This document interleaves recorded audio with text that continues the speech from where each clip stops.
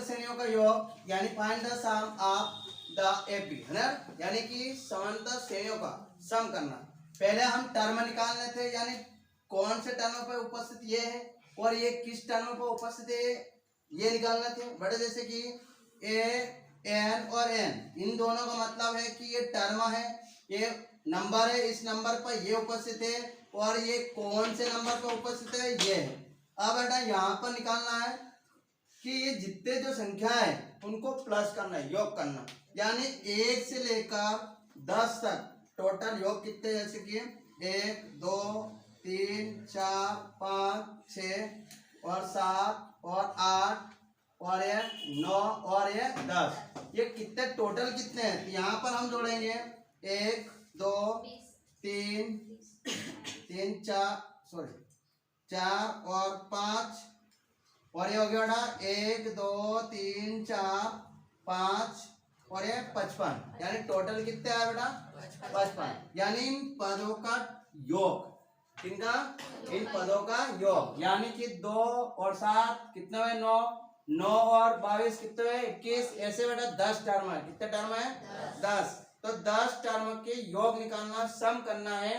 तो यहाँ पर फार्मूला कौन सा लगेगा बेटा आपका, यहाँ पर है गिवन डेट, यानी दिया है।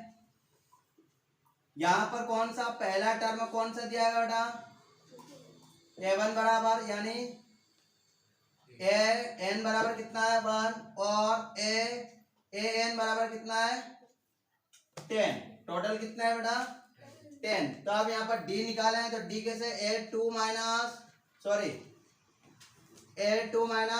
a1, यानी कि 7 माइनस 2, यानी कितना है बेटा 5, और ये एन कितना दे रखा बेटा, एन कितना दे रखा, एन दे रखा 10, सॉरी मैं भूल गया कि 10 टर्म दे रखा। कितने टर्म दे रखे, अब 10 टर्म का योग, यानी 10 लड़कियों का वजन, यानी 10 लड़कियां दे रखी है, उनका योग करना, वजन देखना।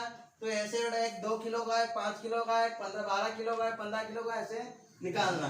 तो यहाँ पर बेटा S N equal n upon 2 और 2a प्लस n माइनस 1 और d, ठीक है बेटा, ये फार्मूला यहाँ पर यूज हो रहा है।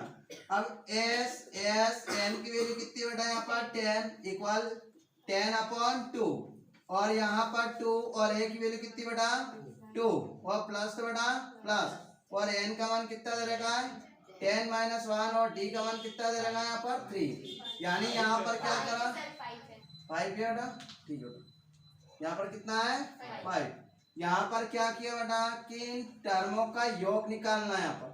तो टोटल यहाँ पर अभी कितने टर्म है बेटा 3, यानी टोटल टर्म कितने हैं यहाँ पर 10, यानी 10 टर्मों का योग निकालना है। कितने टर्म का 10। तो यहाँ पर फार्मूला कौन सा यूज हो रहा है यहाँ पर, S N equal N upon 2 bracket 1 2a plus n minus 1 और d, यानी यहाँ पर क्या क्या निकला हुआ है, यहाँ पर निकला हुआ n बराबर 10 और d निकला हुआ है। d निकालने की क्या करेंगे बेटा, फर्स्ट और सेकंड को माइनस कर देंगे, तो a2 माइनस a1 यानी 7 माइनस 2 यानी 5। अब बेटा यहाँ पर n दे रखा कितना 10, अब यहाँ इस वैल्यू में हमने पुट कर दिया, तो एस 10 इक्वल यहाँ पर 5 आया बेटा, ये 5 और यहाँ पर आया 2 टू जा 4 और प्लस तो बेटा प्लस, और 10 माइनस 1 तो कितना है बेटा 9 इंटू 5, और यहाँ पर एस 10 इक्वल यानी 5 और यहाँ पर आया 4 प्लस 45 और यहाँ पर एस 10 इक्वल यहाँ पर आया 5 और यहाँ पर आया 49। अब यहाँ पर 50 पंजे 250 250 यानी 245, यानी एस बराबर यानी 49 5 245, यानी टोटल योग कितना हुआ है ना, ये हमारा आंसर हो गया। और ये